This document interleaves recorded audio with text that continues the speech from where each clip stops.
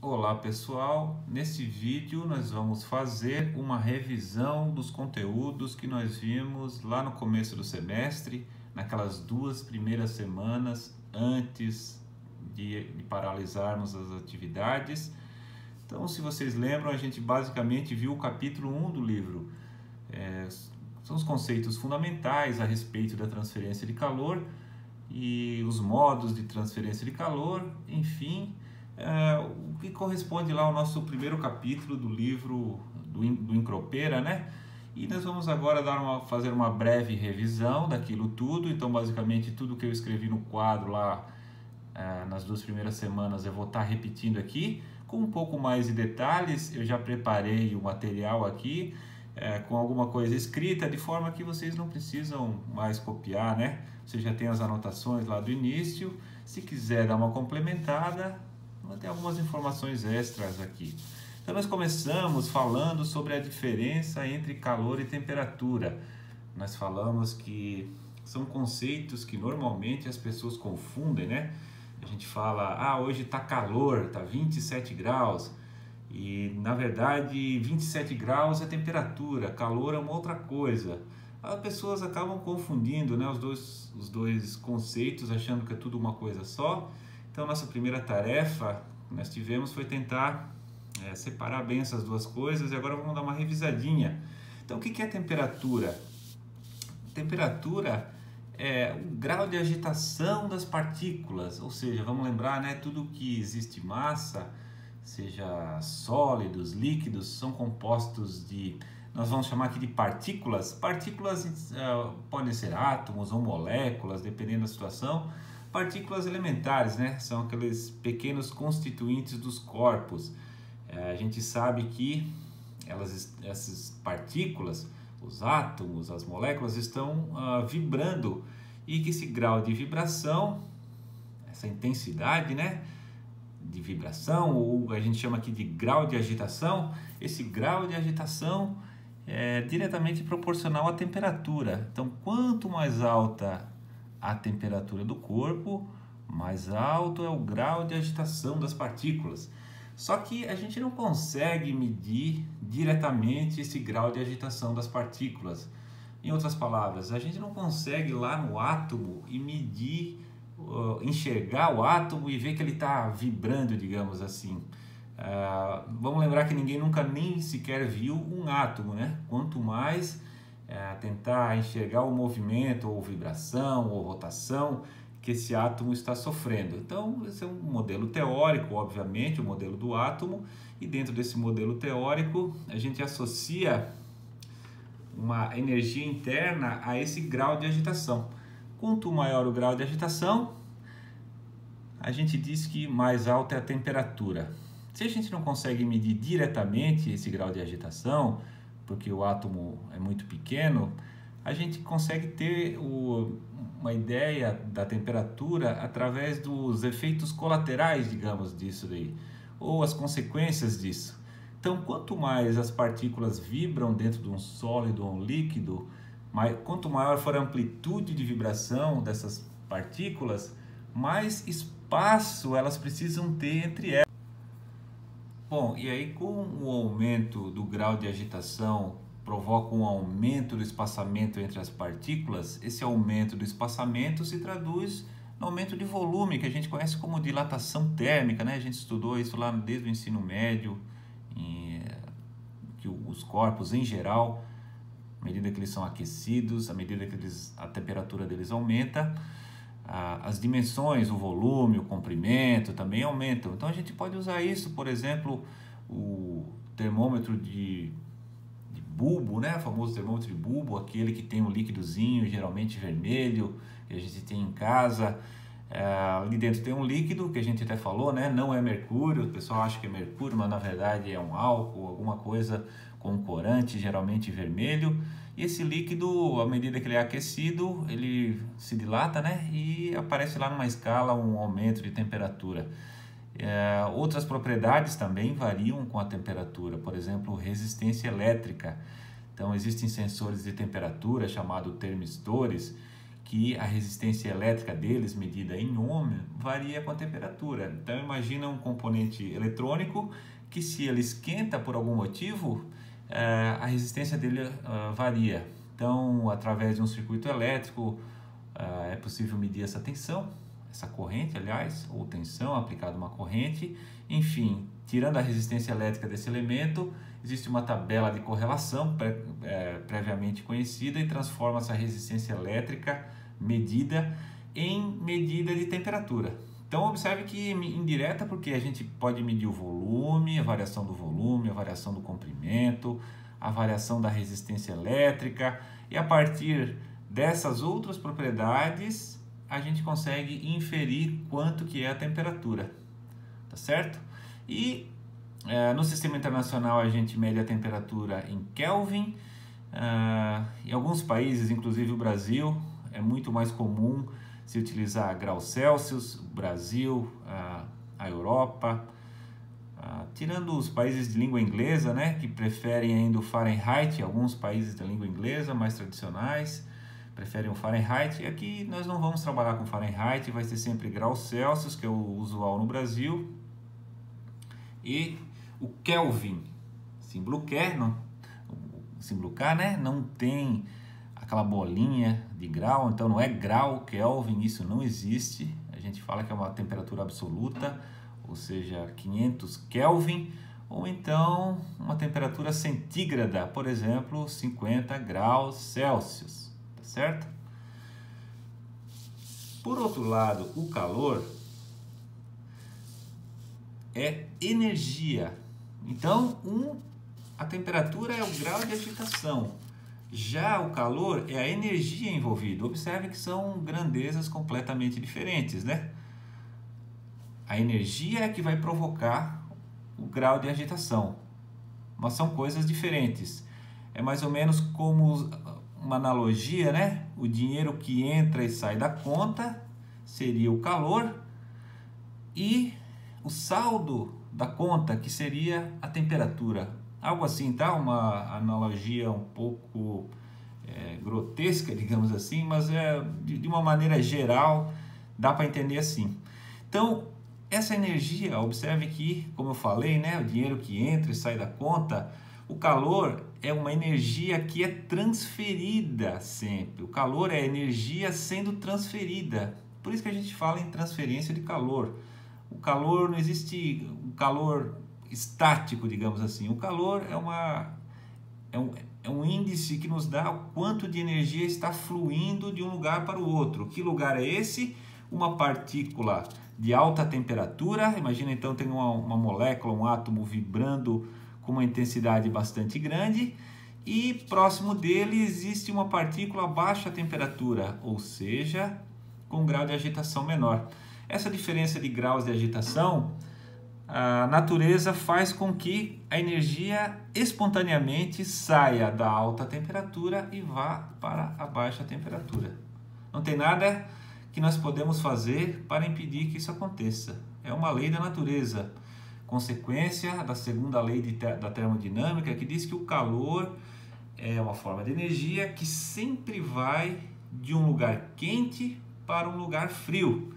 Ele é medido e não em graus Celsius, nem Kelvin, ele é medido em Watt. A gente chama isso de taxa de transferência de calor, que é a energia transferida na unidade do tempo. Porque enquanto existir uma diferença de temperatura entre duas partículas, vai haver sempre uma transferência de calor à medida que o tempo passa. Então por isso que a gente trabalha com transferência de calor medida em Watt, que é quantos joules de energia transferido a cada segundo.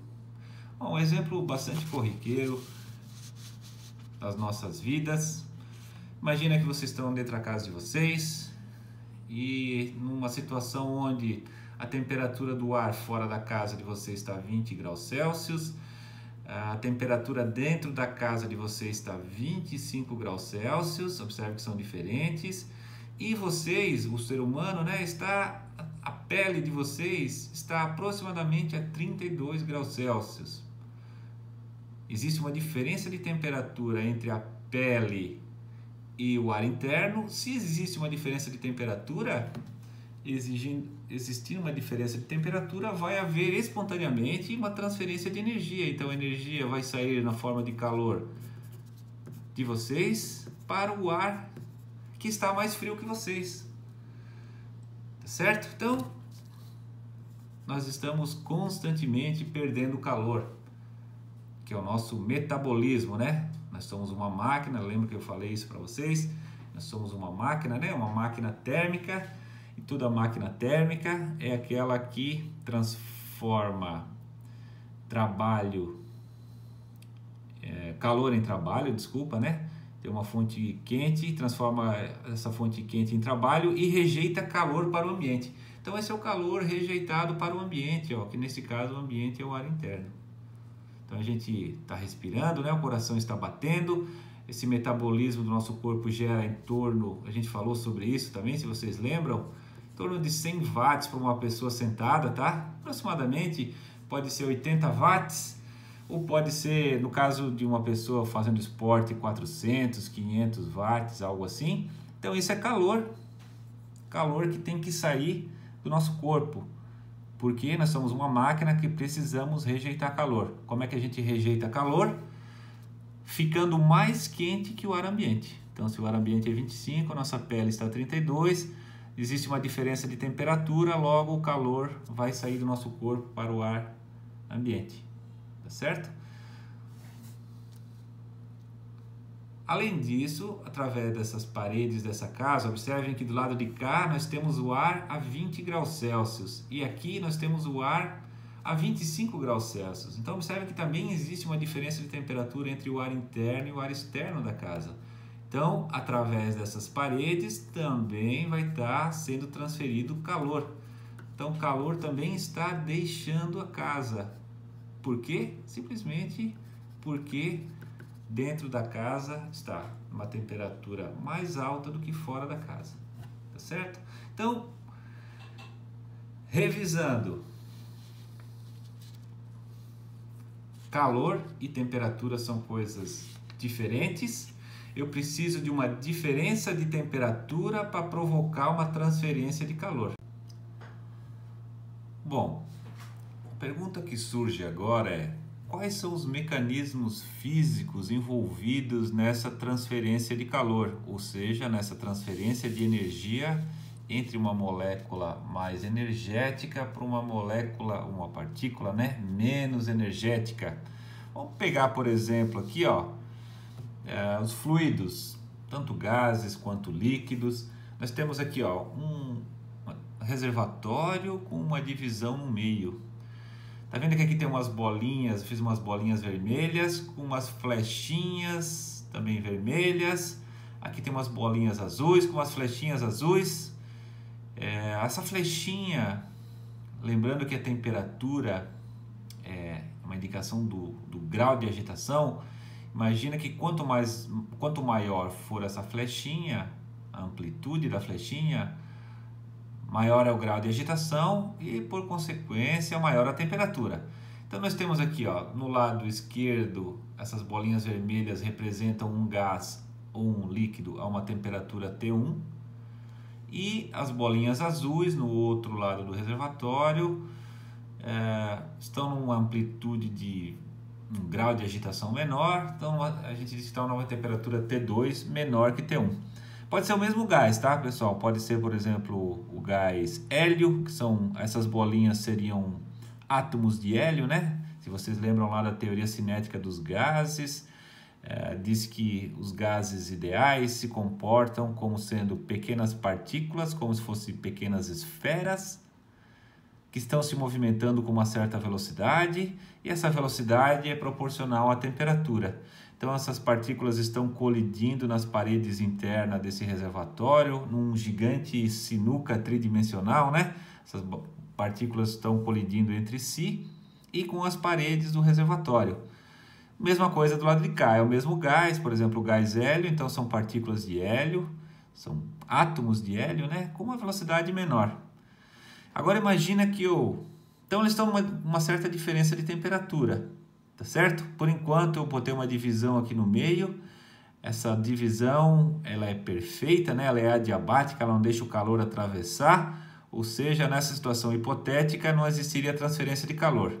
Só que se eu remover essa parede ideal aqui, eu vou perceber que algumas moléculas moléculas vermelhas, né, do gás quente, que iriam colidir contra essa parede central aqui, agora essa parede não existe mais. Então essas moléculas começam a migrar, as partículas vermelhas, né, de alta temperatura começam a migrar para o domínio que antes era ocupado só pelas partículas a baixa temperatura.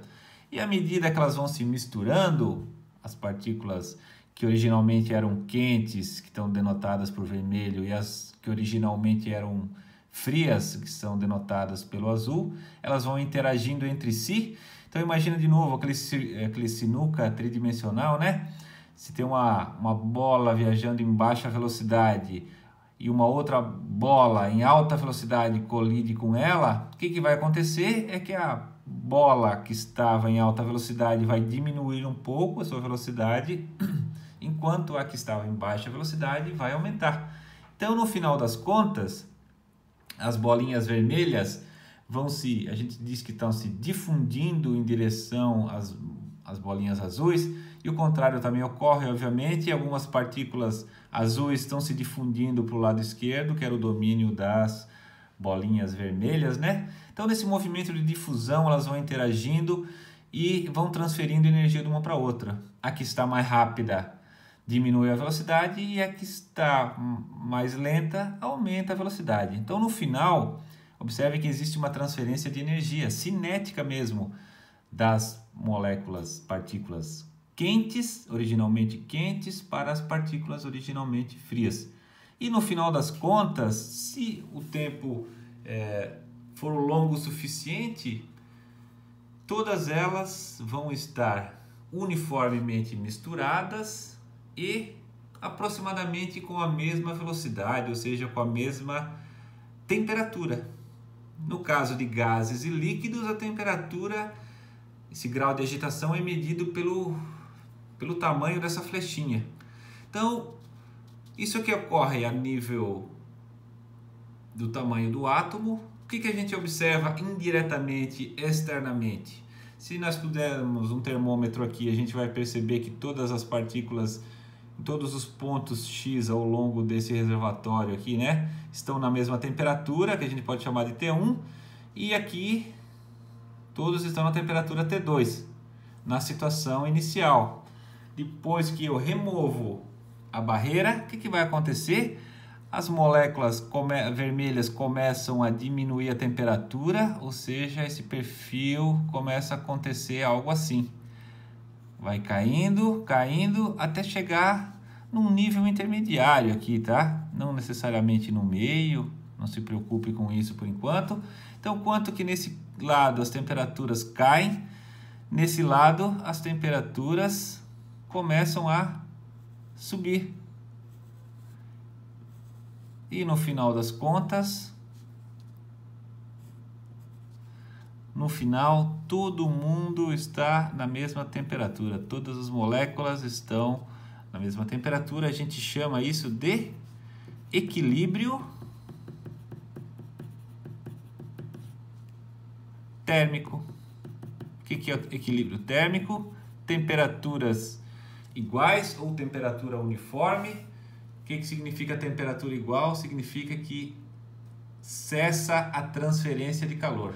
Não existe mais transferência de calor porque não existe mais diferença de temperatura.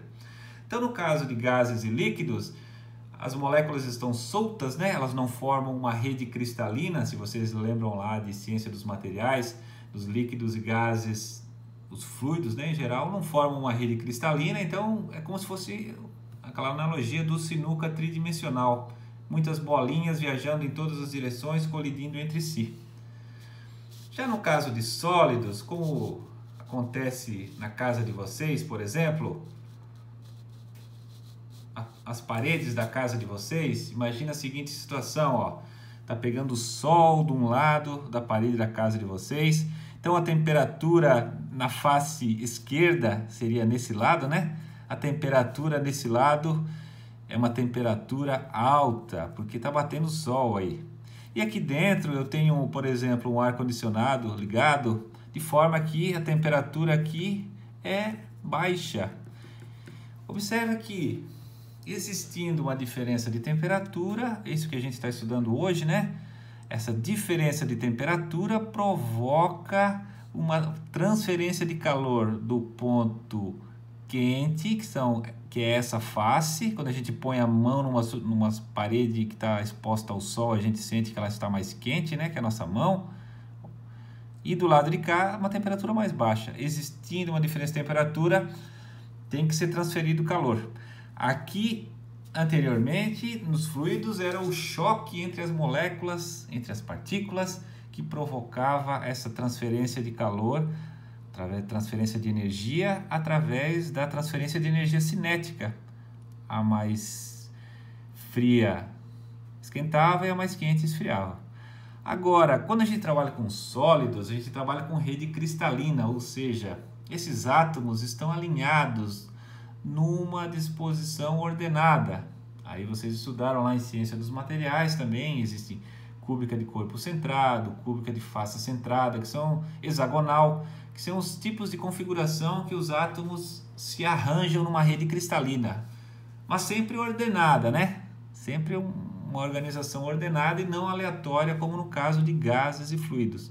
E aí, como é que o calor é transferido dessa partícula que está em alta temperatura, ou seja, está vibrando muito, para essa partícula que está aqui, que está em baixa temperatura, ou seja, está vibrando pouco? Não é mais pelo choque, porque na rede cristalina, os átomos eles até podem se movimentar em torno do seu ponto médio, digamos assim, mas ele não chega a colidir com o vizinho. Então, eles estão muito longe um do outro, né? Os átomos estão longe um do outro. Existem forças de atração na rede cristalina que proíbem que haja a colisão entre partícula a partícula. Então, vamos pegar aqui, ó, vamos tentar ampliar essa linha aqui da rede cristalina, ó, tá? Então, ampliamos aqui, vamos ampliar. E nós vamos enxergar isso daqui, ó. Então, essa seria a temperatura alta, ou seja, uma amplitude de vibração grande. Estou representando por uma flechinha para indicar que a temperatura seria o comprimento dessa flecha. Mas temos que lembrar que a vibração não ocorre só na direção longitudinal, ocorre também nessa direção transversal e nessa direção aqui saindo do desenho.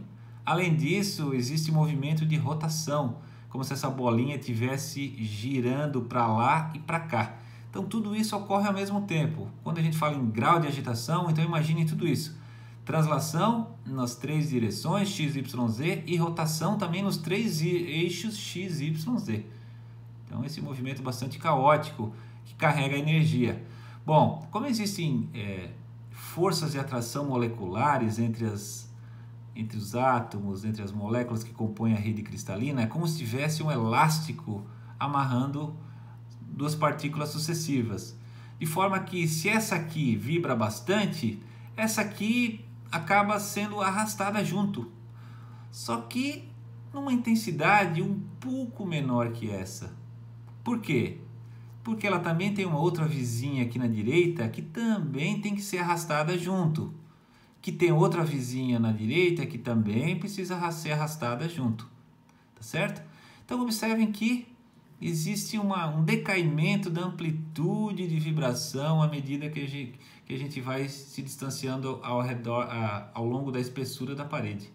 Então no final das contas, ó, essa amplitude é maior que essa, então vai haver calor vindo daqui para cá.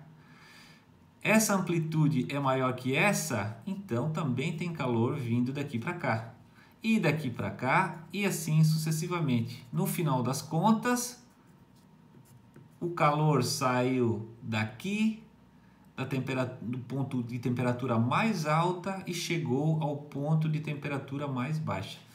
Ou seja, existiu uma transferência de calor através dessa parede sólida. Tá certo? Então são mecanismos diferentes, ó. No caso de sólidos e líquidos, gases e líquidos, desculpem, no caso de fluidos, né? Não existe rede cristalina, então é o choque entre as moléculas que transfere energia. No caso de sólidos, temos uma rede cristalina e com isso nós temos que o calor, a energia é transferida através da união das forças intermoleculares na rede cristalina. Então é como se tivesse, por exemplo, várias pessoas, uma do lado da outra, essas pessoas estão de mão dadas e numa extremidade dessa fila tem uma pessoa que vai para frente e para trás com bastante intensidade e na outra extremidade uma pessoa que vai para frente e para trás numa intensidade bastante pequena, ou seja, uma diferença de grau de agitação. Então aqui está vibrando mais, acaba arrastando os vizinhos que vão arrastando os vizinhos subsequentes e no final das contas nós temos uma transferência de energia, transferência de calor através dessa rede cristalina.